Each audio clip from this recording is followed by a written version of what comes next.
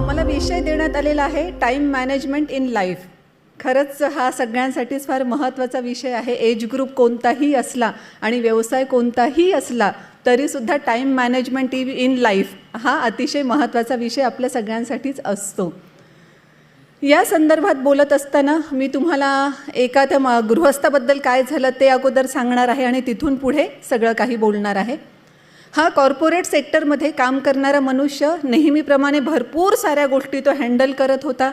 त्याचं लॅपटॉपवर काहीतरी चालू होतं, इंटरकॉमवर कुणाला तरी इन्स्ट्रक्शन देणं चालू होतं, मधून त्याचा मोबाईल वाजत होता, मधून कोणीतरी त्याच्या केबिनमध्ये येत होतं, त्यांच्याशी तो बोलत होता. असं सगळं त्याचं चालू असताना पुन्हा जेव्हा तिसऱ्यांदा एका त्याच मित्राचा फोन वाजला तेव्हा त्यानं अक्षरशः त्या मित्राला शिव्या घालत तो फोन रिसीव केला की जर मी एकदा फोन रिसीव केला नाही तर पुन्हा दुसऱ्यांदा पुन्हा तिसऱ्यांदा करायची काही गरज असते का? मी कामामध्ये असतो म्हणून मी फोन रिसीव करत नाही हे साधं त्याला माहीत नसतं का? असं आपल्यालाही भरपूरदा वाटत असतं ना. तसंच त्यालासुद्धा वाटलं की काय हा सतत फोन करतोय. तिसऱ्यांदा त्याचा फोन वाजला म्हणून पुन्हा यानं अगदी चिडतच तो फोन रिसीव केला आणि तिकडच्या त्या पलीकडच्या ह्याच्या मित्रानं सांगितलं की अरे आईला ॲडमिट करण्यात आलेलं आहे. आणि आता तो पुढे काही बोलणार होता, त्याचं बोलणं मध्येच कट करत हा इकडून कंपनीमधला माणूस पुन्हा त्याला म्हणाला की अरे मी सध्या खूप घाईमध्ये आहे, माझी ही मीटिंग आहे, त्याच्यानंतर ते डेलिगेशन आहे, त्याच्यानंतर माझ्याकडे ते लोक येणार आहेत, त्यांच्यासोबत महत्त्वाचं डील मला फायनल करायचं आहे, माझ्या बॉससोबत मला ह्या संदर्भातलं प्रेझेंटेशन द्यायचं आहे. लगेच त्यांनी फार मोठा पाढा त्याच्या कामांचा वाचला आणि सांगितलं की त्याच्यामुळे ना तू तुझ्या आईची काळजी घे व्यवस्थित. तुझ्या आईला आणि तुला भेटायला मी नंतर 2-3 दिवसानंतर अवश्य येईन. आणि पलीकडच्या माणसानं पुन्हा एकदा सांगितलं फक्त थोडंसं ऐकून घे, मी माझ्या आईबद्दल बोलत नाही, तुझी आई ॲडमिट आहे. आणि मग तो एकदम जोरात ओरडला, काय माझी आई ॲडमिट आहे? काय झालं? कसं झालं? आणि मग त्यानं सांगितलं की तुझ्या आईला अचानक काहीतरी झालं, ती काहीच बोलण्याच्या मनस्थितीत नव्हती, खाली ती कोसळलेली होती. शेजारच्यांनी तुला खूप फोन लावले, तू फोन रिसीवच करत नव्हता. कसा बसा तुझ्या आईनं माझा नंबर त्या शेजाऱ्यांना सांगितला, त्यांनी मला फोन केला आणि माझ्याही मागं तू आत्ता जे काही सांगितलं ना ते सगळंच्या सगळं माझ्याही मागे होतं. पण ते सगळं मी सोडून तुझ्या आईला इथे ॲडमिट केलेलं आहे आणि तिची मी काळजी घेत होतो. तर मी तुला विचारत होतो की तू आता तरी येऊ शकत आहेस का अजून 2 दिवस 3 दिवस मी तिची काळजी घेणं गरजेचं आहे. आणि त्यानं इमिजिएट उत्तर दिलं, आईपेक्षा मला काहीच महत्त्वाचं नाही, मी सगळंच्या सगळं माझं कॅन्सल करतो. तोपर्यंत बेल दाबून त्यानं लगेच सेक्रेटरीला बोलवलं होतं, लगेच तिला काय काय इन्स्ट्रक्शन देणंही चालू होतं. आणि त्याच क्षणी सगळं त्याचं एवढा मोठा पाढा जो वाचलेला होता तो पूर्णतः कॅन्सल करून तो लगेच आईला भेटण्यासाठी हॉस्पिटलमध्ये गेला. हे एक उदाहरण मला सांगायचं होतं. आणखी एक दुसरं उदाहरण सांगते. JRD टाटा यांच्या संदर्भातला वाचलेला हा मी प्रसंग होता. त्यांच्या संदर्भातला म्हणजे त्यानं त्यांच्या मित्रांच्या संदर्भात जे झालं ते. त्यांचा एक मित्र होता आणि तो सतत ह्या JRD टाटांकडे कंप्लेंट करायचा की मी इतका विसराळू आहे, मला माहीत नाही नेमकं असं काय होतं, पण एकही पेन माझ्याकडे टिकतच नाही. मी जसा पेन नवा खरेदी करतो, वापरायला सुरुवात करतो, लगेच अर्ध्या 1 तासात तो पेन माझा हरवून जातो, पुन्हा मला दुसरा पेन घ्यावा लागतो. माझा हा विसराळूपणा कधी जाईल सांगताच येत नाही. आणि JRD टाटांनी सांगितलं की ठीक आहे, मी सांगतो तो उपाय करून बघ, कदाचित तुझा विसराळूपणा कमी होईल तर आपण बघूया काय करायचं आहे. तू असं कर की हे तू बाकीचे जे वेगवेगळ्या कंपन्यांचे पेन वापरतो ना त्याच्याऐवजी तू सरळ 24 कॅरेट गोल्डचा एक पेन घे आणि मग आपण बोलूया. मग त्यांनी JRD टाटांनी सारखा माणूस सांगतोय म्हटल्यावर त्यांनी खरंच 24 कॅरेट गोल्डचा एक पेन घेतला आणि जवळपास 5-6 वर्षांनंतर ह्या दोघांची पुन्हा भेट झाली.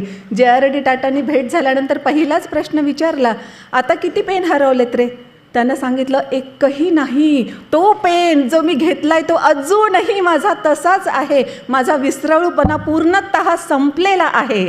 आणि JRD टाटांनी सांगितलं व्हॅल्यू काय आहे ते महत्त्वाचं होतं. 24 कॅरेट पेन तुझ्यासाठी इतका महत्त्वाचा होता की 500, 1000, 5000चा पेन विसरणं तुला शक्य होतं, पण हा 24 कॅरेट गोल्डचा पेन तुला विसरणं शक्य नव्हतं, कारण त्याची व्हॅल्यू तुझ्यासाठी तेवढी जास्त आहे.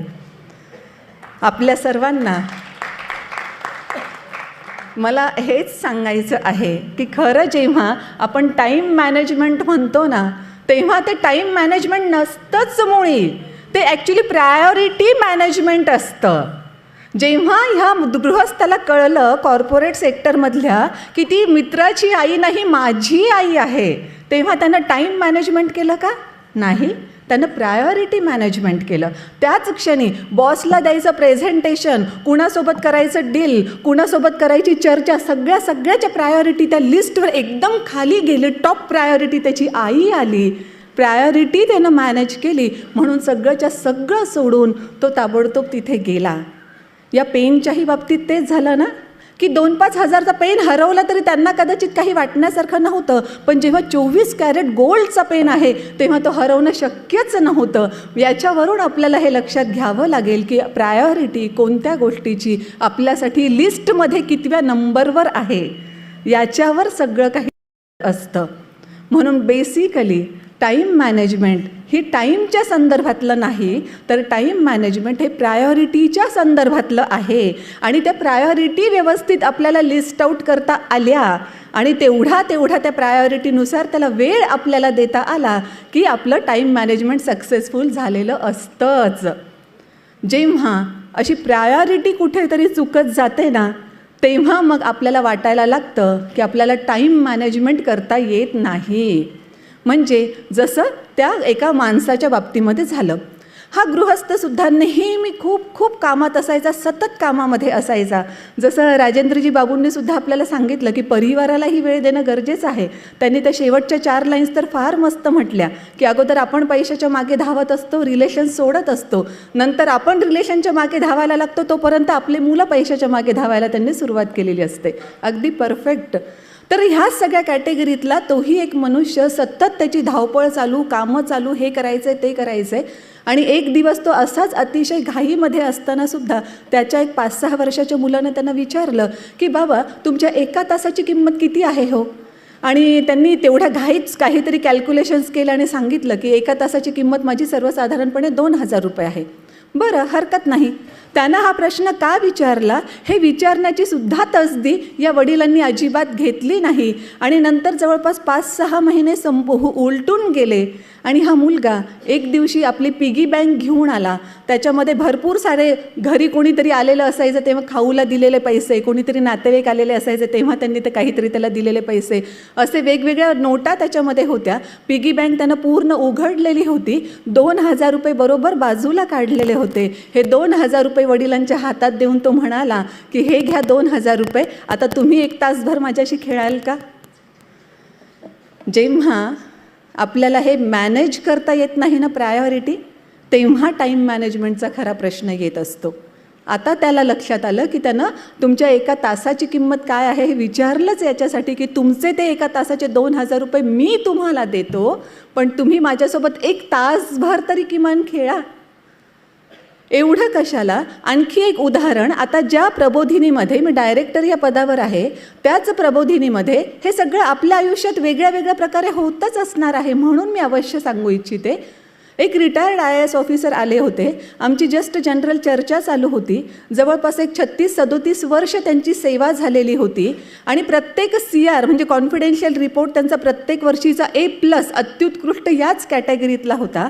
आणि त्यांनी पूर्ण त्यांच्या ह्या 36-37 वर्षांच्या सेवेमध्ये इतक्या छान गोष्टी केलेल्या होत्या की त्यांचं सर्वत्र खूप कौतुक होत होतं. पण जेव्हा आम्ही अशीच चर्चा करत तिथे बसलो होतो ना, तेव्हा त्यांनी बोलता असं सांगितलं. आम्ही सगळेजण म्हणत होतो ना की वाव तुम्ही किती छान काम केलं आहे, प्रत्येक CR A+, तुमचं नाव आम्ही केव्हापासून ऐकतोय वगैरे सगळं आम्ही सांगत होतो. ते सगळं ऐकल्यानंतर त्यांनी एक खंत व्यक्त केली. ते असं म्हणाले की इतकं सगळं जरी मी केलेलं असलं ना, तरीसुद्धा हे सगळं करताना माझं घराकडे थोडंसं दुर्लक्ष झालेलं होतं. थोडंसं दुर्लक्ष झालं म्हणजे किती झालं? तर मुलगा कितवीत आहे असं कोणी विचारलं तर मुलाला विचारावं लागायचं, बाळा सांग रे तू कितवीत आहे. त्यांना ते वाढदिवस तर कुणाचं लक्षात राहायचंच नाही. पत्नी बिचारी माझी खूप समंजस होती, ती सगळं सांभाळून घ्यायची, पण याचा परिणाम काय होतोय हे माझ्या तेव्हा लक्षात नाही आलं. पण त्याचा परिणाम आता लक्षात येतोय की मी असं ऑफिसमध्ये स्वतःला खूप वाहून घेतलेलं असल्यामुळे माझ्या पत्नीनं आणि माझ्या मुलानं स्वतःला अतिशय उत्कृष्ट सवय लावून घेतली होती माझ्याशिवाय जगण्याची. पण आता आफ्टर रिटायरमेंट जेव्हा मी जास्त काळ घरी असतो आहे तेव्हा मला प्रकर्षानं जाणवतं की ह्या दोघांनाही अडचण होते मी घरी असण्याची. ही अतिशय वाईट गोष्ट आहे. आणि जेव्हा की आपल्याला असं वाटत असतं की आपल्या कुटुंबियांना चांगलं लाईफ मिळावं याच्यासाठीच तर आपण ऑफिसमध्ये खस्ता खात असतो किंवा आपले व्यवसाय उद्योगधंदा जे कोणतं प्रोफेशन असेल तिथे आपण सगळं राबत असतो. कशासाठी? तर आपल्या कुटुंबियांना सुखात ठेवण्यासाठी. पण कदाचित आपण थोडंसंही विचार करत नाही किंवा त्यांना विचारत नाही की तुमच्यासाठी खरंच काय महत्त्वाचं आहे. मोठमोठ्या गोष्टींपेक्षा कदाचित त्यांना आपला वेळ थोडासा महत्त्वाचा असू शकेल. मग अशा परिस्थितीत पुन्हा एकदा तो मुद्दा येतो प्रायोरिटी मॅनेजमेंटचा. कोणत्या वेळेस कशाला प्रायोरिटी द्यायची, ऑफिसला किंवा आपल्या प्रोफेशनला कोणत्या वेळेस जास्त प्रायोरिटी द्यायची आहे आणि कोणत्या वेळेस आपल्या प्रोफेशनपेक्षाही कुटुंबाला जास्त प्रायोरिटी द्यायची आहे, हे आपण व्यवस्थितरित्या ठरवलंच पाहिजे.